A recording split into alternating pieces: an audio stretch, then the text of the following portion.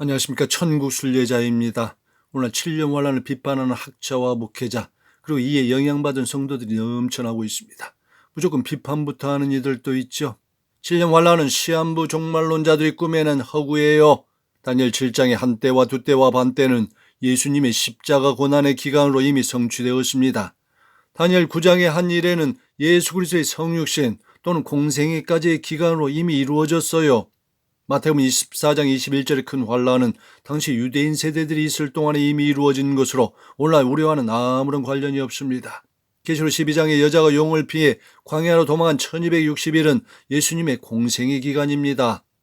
그러면서 7년 환란을 주장하는 이들을 세대주의자들, 선동자들, 심지어 이단자들이라고 매도하는 이들도 적지 않습니다. 물론 이러한 독설과 비판과 비난의 결과를 만들어낸 데에는 여러 가지 복합적인 원인이 작용하지요. 먼저 7년 환란의 전제하에 해마다 꿈과 환상과 계시 그리고 특정 날짜와 때를 말하는 이들이 다양하게 등장하기 때문에 나타난 현상입니다. 실제로 지금 세태를 보면 성도들은 마지막 때의 성경적인 가르침이나 경건하고 거룩한 삶에는 별 관심이 없습니다. 그저 미디어를 통하여 국내의 특정인의 꿈과 환상과 계시 또는 다양하게 쏟아내는 특정 날짜에 대한 추측과 예측들에 집착하지요. 또한 7년 환란의 주장이 비판을 받고 있는 것은 그 비판을 가하는 이들의 대부분은 이스라엘 교회로 대체한 대체시나 그리고 성경의 특정 구절들을 문자 그대로가 아닌 상징으로 이해하기 때문에 나타나는 현상이기도 합니다. 이러한 이유들로 실로 지금은 말씀을 전하는 자도 그렇고 그것을 취사 선택하여 듣는 이들도 그렇고 공중에 맨 줄 위에서 위태위태한 줄다리기를 하고 있는 것과 같습니다. 이런 때에 주님의 참 신부라면 허탄한 것들에 시선과 마음을 빼앗기지 말아야 하며 특정인의 주장과 감정적인 호소나 외침에도 휘둘리지 말아야 합니다. 올해 사도행전 17장 11절의 베레아 사람들처럼 이 말씀이 그러한가라는 자세로 성경을 깊이 상고할 필요가 있죠. 7년 환란을 취지하는 성경 구절은 다니엘 9장의 말씀입니다. 내 백성과 내 거룩한 성을 위하여 70일에로 기한을 정하였나니 허물이 마치며 죄가 끝나며 죄악이 용서되며 영원한 의가 드러나며 환상과 예언이 응하며 또 지극히 거룩한 이가 기름 부음을 받으리라.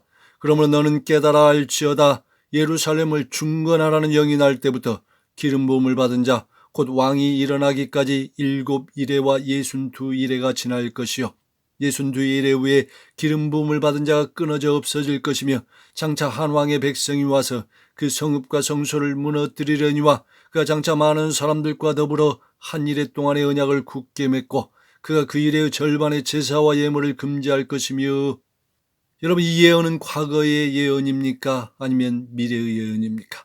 다수의 묵시록의 예언들의 특징처럼 이 예언의 일부는 성취되었고 또한 일부는 아직 이루어지지 않은 것으로 성취 과정 중에 있습니다. 다니엘 9장을 도식화하면 화면과 같습니다. 70일에는 예언을 해석하는 방식인 1일 1년에 근거하여 70 곱하기 7년으로 총 490년입니다. 여기서 70일의 시작점을 어디서 시작하는지가 관건인데요. 25절에 나와 있습니다. 예루살렘을 중건하라는 명령이 날 때부터 있죠. 이 부분을 바르게 이해하려면 바벨론의 포로로 잡혀간 이들의 귀환을 알 필요가 있습니다. 1차 포로 귀환은 주전 538년 수룹바벨에 의해 성벽 재건이 이루어지고 2차 포로 귀환은 주전 457년에 에스라에 의해 신앙 재건이 이루어집니다. 그리고 3차 포로 귀환은 주전 444년에 느헤미야에 의해서 성벽 재건이 이루어지지요. 포로 귀환의 어느 시점을 예루살렘의 중건 명령으로 보느냐에 따라 연대 기간이 많이 달라집니다.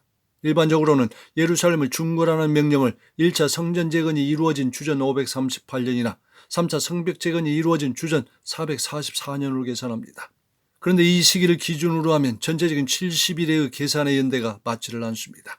69일에만 해도 69 곱하기 7년은 483년이 나오는데 1차 포로 귀환인 주전 538년을 시작점으로 하면 69일의 끝은 주전 55년이 됩니다. 그리고 3차 포로 귀환인 주전 444년을 시작점으로 하면 69일의 끝은 주 39년이 되죠. 종종 다니엘 70일의 연대 계산을 이런 식으로 하다가 그 연대가 맞지 않아 애를 먹는 이들이 많습니다. 그러다가 다니엘 70일을 상징적이고 비유적이며 추상적인 해석으로 변경해버리는 이들도 적지 않지요. 그런데 이러한 상징적이고 비유적인 해석에는 각종 정통이나 이단이나 사회비나 할 것 없이 자유적인 해석이 난무하게 됩니다.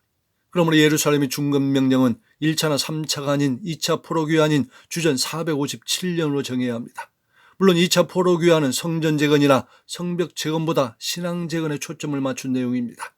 그러나 이스라엘 백성들의 신앙생활은 성전 중심으로 이루어지기 때문에 이스라엘 백성들의 신앙 재건은 영적인 의미로 보면 성전 중건명령과도 충분히 맥을 같이 한다고 볼 수 있죠.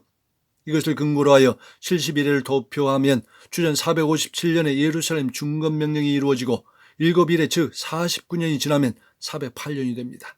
계속해서 408년부터 기름 부음 받은 자가 나타나는 62일회가 지난 시점, 즉 434년은 주 26년 5차를 인정하더라도 27년이 되지요. 우리가 인지하고 있는 것처럼 기름 부음 받은 자인 예수님의 실제 탄생 연도는 AD 0년이 아니라 후대 현대 측정에 문제가 있었기에 요즘은 주전 4년으로 거의 공식화하고 있습니다. 그래서 주 26년은 예수님이 공생애를 시작하신 30세이며 그 예수님은 3년 6개월 사역을 하신 뒤인 주 30년경에 부활 승천하시게 됩니다. 그러므로 현재는 다니엘 9장 26절의 말씀처럼 기름 부음 받은 자이신 예수님이 끊어져 사라진 상태이죠. 그렇다면 기름 부음 받은 자가 끊어진 이후 등장하게 되는 장차 한 왕은 누구일까요? 다니엘 9장 26절을 계속해서 보십시오. 거기에는 기름 부음 받은 자가 끊어진 이후 장차 한 왕의 백성이 온다고 되어 있습니다. 그리고 그가 한 이래 동안의 언약을 굳게 맺는다고 기록되어 있죠. 여기서 장차 나타날 한 왕을 주 70년에 이스라엘 멸망시킨 로마의 베스티안 황제와 티투스 장으로 묘사하는 이들이 있습니다. 실제로 복음서의 종말장인 마태복음 24장, 마가복음 13장, 누가복음 21장도 이때의 모습을 일부 배경으로 하고 있죠. 그런가 하면 7년 환란을 세대주의자들이 만들어낸 허구라고 비난하는 자들 중에는 71회 중에서 69일에까지는 어느 정도 동의하면서 마지막 한 일회를 동의하지 못하기도 합니다. 그들은 현재 지속되고 있는 약 2000년간의 공백 기간을 도저히 납득하지 못하는 것이지요. 그래서 마지막 한 일회를 70일회와 연속적인 사건에 놓고 27절의 한 일회의 절반에 제사와 예물을 금지한 것을 예수님의 공생의 사역 기간인 3년 6개월로 비약적인 해석을 하는 목회자와 학자들도 많습니다. 다시 말해 3년 6개월의 예수님의 공생의 사역과 예수님의 십자가 사건으로 성소 위장이 찢어지면서 성전에서 더 이상의 제사와 예물을 드릴 필요가 없어졌다는 것이지요. 그런데 다니엘 9장 27절에 제사와 예물을 금지한 것은 다니엘 8장의 작은 뿔로 등장하는 알렉산더 사후의 안티오쿠스 에피파네스가 유대인들의 성전에 제우스 신상을 세워놓고 하나님의 성소를 더럽힌 사건에 더 가깝습니다. 에피파네스 역시 적그리스도의 모형이기 때문이죠.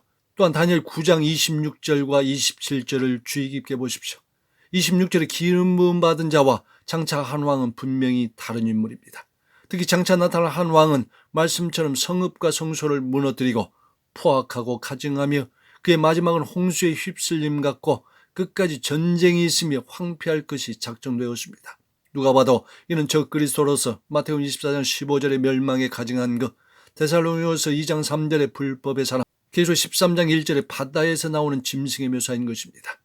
그리고 다니엘 9장 24절에 내 백성과 내 거룩한 성을 위하여 이런 이래를 기한으로 정하였으니 라는 말씀을 따르면 이 장차 드러날 적그리스도는 이스라엘 백성과 주된 계약을 맺게 될 것입니다. 그렇다면 향후 도래해야 할 한 일에, 즉 7년간 적그리스도에 의해 행해질 일은 무엇일까요? 다니엘 7장에서 예상되는 작은 뿔로 등장한 적그리스도의 모형은 하나님을 대적하며 3년 반 동안 성도들을 괴롭게 하고 때와 법을 고치는 일을 합니다. 즉 하나님의 주권적인 영역에 속한 것들을 변경시킴으로써 하나님과 자신을 동등한 위치에 올려놓으려고 할 것입니다.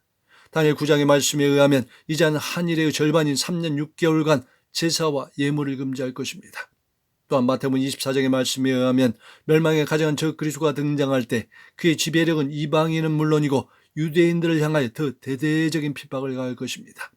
그리고 마태복음 24장 22절에는 그 환란이 극심하기에 택하신 자들을 위하여 그 날들을 감하신다는 표현이 있어서 7년의 기간에는 약간의 변수가 있을 수도 있습니다. 또한 데살로니가서 2장의 말씀에 의하면 불법의 사람으로 등장하는 적그리스도는 자기를 높이고 향후 예루살렘에 세워질 성전에 앉아 자기를 하나님이라고 내세울 것입니다. 마지막으로 계시록 13장의 말씀에 의하면 바다에서 올라오는 이 짐승은 42달, 즉 3년 6개월간 신성모독과 사람들의 오른손이나 이마에 표를 받게 하는 것으로 사람들을 통제하며 박해할 것입니다. 그렇다면 한 일에 7년 언약, 즉 7년 환란이 사시라고 할 때의 그 시작은 언제쯤일까요? 다리 핏빛으로 변하는 블러드문에 관심을 가지고 있는 유대인 마크 빌치 목사는 안식년 주기에 7년 환란이 시작될 것으로 보고 있습니다. 그래서 그는 안식년 주기인 2022년에서 2029년 또는 2029년에서 2036년을 각각 주목하고 있죠. 우리나라에도 기독 카페나 블로그에 보면 이란 천체의 징조들을 연구하며 그 날짜와 시기에 주목하는 이들이 적지 않습니다. 문제는 그 날짜와 시기가 수시로 변경된다는 것이지요. 그런가 하면 이스라엘 독립연도인 1948년부터 한 세대를 70년에서 80년으로 보면서 2018년부터 2028년까지를 주목하는 이들도 많습니다. 심지어 한 세대를 100년으로 보는 이들은 2048년을 7년 환란의 시작점이라고 말하는 이들도 있죠. 또한 예수님의 공생의 사역이 마치고 부활 승천한 주 30년을 기준으로 하여 정확히 2000년이 되는 2030년을 주목하기도 합니다. 물론 이 2030년은 일반 과학자들이나 세상 사람들도 각가지 대형 사건들이 있을 것을 예견하는 날이기도 합니다. 한편 지난 1월 미국 핵과학자에서 발표한 것처럼 다양한 지역에서의 전쟁과 기후변화 그리고 인공지능의 급격한 발전으로 지구 종말 90초인 작금의 상황은 언제라도 7년 환란이 시작될 수 있다고 경고하는 이들도 적지 않죠. 그런데 이런 다양한 견해에도 우리가 흔들리지 말고 중심을 잡아야 하는 것은 한 일의 시작은 어떤 하늘과 천체의 현상이나 전쟁과 지진과 기근과 전염병 등의 사건이 기준이 될 수 없습니다. 물론 그런 것들이 징조는 될 수가 있겠죠. 그러나 기준은 아니라는 말씀입니다. 그 7년 환란의 기준은 성경의 근거를 두어야 하며 다니엘 9장 26절의 말씀처럼 저 그리스도가 많은 사람과 더불어 한 일해 동안의 언약을 굳게 맺어야 합니다. 물론 이러한 사건은 소수만이 알 수도 있겠지만 작금의 미디어 시대에는 깨어있는 자들은 7년 환란이 본격적으로 시작되기 직전이나 직후에 저 그리스도가 7년 언약을 맺는 것을 목격하게 될 수도 있을 것입니다. 그리고 그 시점이 환란 연휴가를 기다리는 신부들에게는 결정적인 주님 오심의 사인이 될 수도 있겠지요. 7년 환란의 예표는 유대인 결혼 풍습에서도 잘 나타나 있습니다. 성경에는 교회와 예수 그리스도의 관계를 결혼으로 비유한 구절들이 많지요. 에베소서 5장, 마태복음 22장, 마태복음 25장, 그런가 하면 요한복음 2장의 가나 혼인잔치도 유대인 결혼 풍습을 묘사한 것입니다. 그런데 유대인의 결혼 풍습과 예수님의 사역의 유사성이 상당히 많습니다. 유대인 결혼 풍습에서는 신랑이 거처를 마련한 뒤에 신부를 데리고 아버지의 집으로 돌아온 뒤에 본격적인 혼인 만찬이 진행됩니다. 그런데 이 전통 혼인잔치의 만찬은 일반적으로 7일간 계속된다고 하죠. 이 7일의 기간은 야곱이 외삼촌 라반의 집에서 레아를 맞이하고 7일 동안 초래 기간을 가진 데서 비롯되었습니다. 이 기간이 꽤 길었기 때문에 요한복음 2장의 가나 혼인잔치에서는 포도즙이 떨어지는 일이 발생하기도 했죠. 그런데 이 혼인 만찬이 진행되는 기간 동안 신부는 신부방에서 나오지 않는다고 합니다. 그리고 혼인 만찬이 끝나는 7일 후에 신부가 나오면 신랑이 신부의 얼굴에 베일을 벗겨준다고 하죠. 이는 교회가 7년간 하늘에 숨겨져 있고 그곳에서 7년간 혼인잔치가 열리는 장면을 연상케 합니다. 반대로 이 땅에는 7년 환란이 있게 되며 7년 환란 후에 신랑이신 예수님이 먼저 데려감을 입은 신부와 함께 오셔서 신부를 공개하는 장면을 연상케 하지요. 여러분 정리가 되셨습니까? 오늘 7년 환란의 주제는 상당히 중요한 의미를 가지고 있습니다. 가능하면 반복 시청하셔서 자신의 것으로 만드시기 바랍니다. 지금까지 다룬 것처럼 다니엘의 한 일에, 즉 7년은 세대주의자들이 만들어낸 것이 아니요 꾸며낸 허구의 이야기도 아닙니다. 어떤 징조나 사건에 의해서 이미 7년 환란이 시작되었다고 말하는 주장이나 외침들에도 전혀 마음이 요동할 필요가 없습니다. 데살로니가서 2장 3절의 말씀처럼 불법의 사람 곧 멸망의 아들인 저 그리스도가 나타나기 전에는 그날은 이르지 아니할 것이기 때문입니다. 여러분 우리 안에 진리의 성령님이 계십니다. 언제까지 다수가 주장하는 그 세대주의라는 용어에 함몰되어 성경을 제대로 보는 눈을 가리고 사실 것입니까? 도대체 언제까지 미약한 근거와 논리를 가진 그 특정인의 주장과 외침에 성경 자체에서 말하고 있고 진리의 성령이 말씀하는 그 내용들에 귀가 가려진 채로 머물 것입니까? 부디 제도권의 틀이나 특정인의 주장에 자신을 가두어 놓지 마시기 바랍니다. 지금은 계시가 열리고 있는 마지막 때입니다. 바울의 눈에서 비늘이 벗겨진 것처럼 우리의 눈에서 가려지고 흐려진 말씀의 비밀들을 바로 보시기 바랍니다. 그래서 이스라엘 교회로 대체하는 대체신학의 관점에서 벗어나시고 아울러 성경의 수많은 구절들을 상징과 비유로 이해하고 해석하는 것에서도 벗어나시기 바랍니다. 성경에서 곳곳에서 예언하고 있는 바로 그 적그리스도의 각공할 통치가 가까이 오고 있습니다. 예전 코로나19 때 많은 부작용과 위험을 전했음에도 불구하고 편리와 생존을 위하여 우리는 교회와 리더십과 성도들이 백곰신 접종을 당연시 여겼습니다. 혹시 7년 환란을 앞두고 나타날 바로 그 적그리스도도 상징적인 인물로 여기실 것입니까? 그래서 그가 제공하는 짐승의 뼈는 위에 있는 권세에 굴복하는 생존을 위한 자연스러운 행위라고 말할 것입니까? 시간이 많지 않습니다. 부디 깨어나시길 바랍니다. 할렐루야.